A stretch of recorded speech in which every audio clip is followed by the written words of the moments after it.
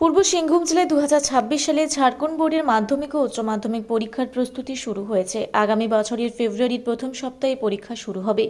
মোট 54,120 জন পরীক্ষার্থী অংশগ্রহণ করবে। এর মধ্যে 30,029 জন পরীক্ষার্থী মাধ্যমিক পরীক্ষায় অংশগ্রহণ করবেন এবং 24,091 জন পরীক্ষার্থী উচ্চ মাধ্যমিক পরীক্ষায় অংশগ্রহণ করবে। এই উদ্দেশ্যে জেলায় বিভিন্ন পরীক্ষা কেন্দ্র স্থাপন করা হয়েছে। মাধ্যমিক পরীক্ষার জন্য জেলায় 67টি পরীক্ষা কেন্দ্র স্থাপন করা হয়েছে। এর মধ্যে 44টি ধলভূম মহকুমায় এবং 23টি ঘাটশিলা মহকুমায়।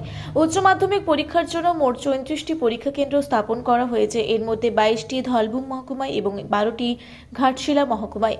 জেলা প্রশাসক কর্ণ শতার্থী পরীক্ষা কেন্দ্র এবং মূল্যায়ন কেন্দ্র নির্বাচন নিয়ে আলোচনা করার জন্য জেলা প্রশাসকের কার্যালয়ে একটি সভা করেন। জালিয়াতি ছাড়াই পরীক্ষা পরিচালনার জন্য একটি কৌশল তৈরি করা হয়েছে।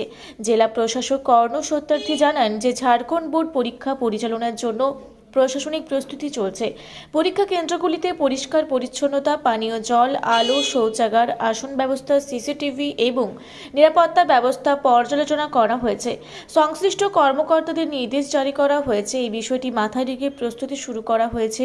সবাই উপস্থিত ছিলেন জেলা বিকাশ প্রশাসক নগেন্দ্র পাসওয়ান, জেলা শিক্ষা কর্মকর্তা মনোজ কুমার, জেলা শিক্ষা সুপারিনটেন্ডেন্ট আশিস পান্ডে এবং অন্যান্যরা। পূর্ব সিংভূম থেকে বিশ্বনাথ মাহাতোর রিপোর্ট, রূপসী বাংলা মিডিয়া।